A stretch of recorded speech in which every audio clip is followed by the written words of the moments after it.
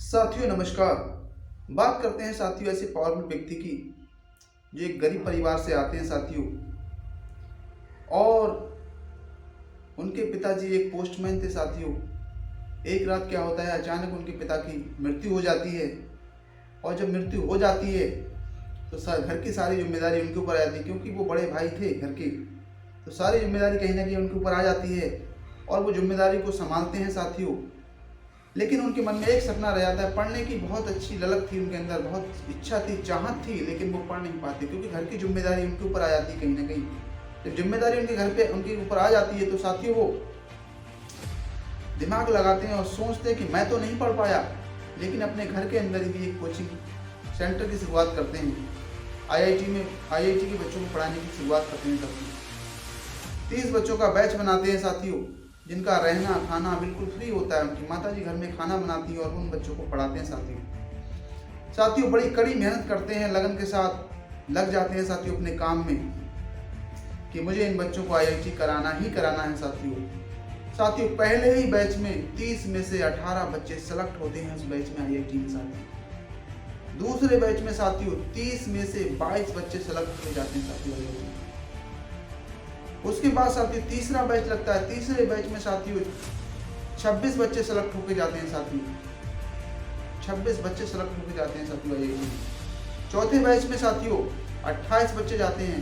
पांचवें बैच में साथियों 30 में 30 बच्चे जाते हैं और छठे बैच में 30 में 30 बच्चे आईआईटी में जाते हैं साथियों। उनके पढ़ाए हुए बच्चे साथियों नासा में, इसरो में, डीआरडीओ में हर जगह पहुंचते हैं साथियों बच्चे। उन्होंने उन बच्चों को पढ़ाकर आईआईटी में साथियों आईआईटी क्लियर करा के इसरो में, नासा में, डीआरडीओ में गए उनके बच्चे साथियों। आज उनके बच्चे उनको एक परमात्मा के रूप में देखते हैं, भगवान के रूप में उनको याद करते हैं साथियों।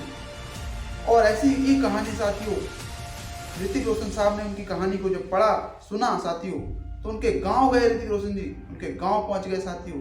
उनके हालात को पूछा, उन पे स्टडी की, 1-1.5 महीने 2 महीने वहां रुके साथियों। और रुक कर उन्होंने एक फिल्म बनाने का निर्णय लिया उनके ऊपर, और एक फिल्म बनी है साथियों जिसका नाम है सुपर 30 मूवी। उस फिल्म को जाके आप देखना साथियों, बहुत ही शानदार फिल्म बनी है, उनके जीवन पर आधारित फिल्म है साथियों। प्रधानमंत्री के द्वारा उनको सम्मान किया गया साथियों, सम्मान दिया गया साथियों। नाम है उनका आनंद सर साथियों, बिहार के रहने वाले साथियों, बहुत ही बेस्ट पर्सनालिटी व्यक्ति है साथियों। ऐसे व्यक्ति साथियों दुनिया में कम ही होते हैं साथियों। उन्होंने एजुकेशन जो खुद तो नहीं पढ़ पाए, दर्द को खुद तो सहा, लेकिन उन लोगों को, बच्चों को जो पढ़ नहीं पा रहे थे किसी कारणवश, पैसे की वजह से कहीं ना कहीं उनके पास व्यवस्था नहीं हो पा रही थी, उन बच्चों को उन्हें पढ़ा के आईआईटी में सेलेक्ट कराया, उनको इसरो में भेजा, डीआरडीओ में भेजा, नासा में भेजा साथियों, विदेशों में जा रहे हैं साथियों।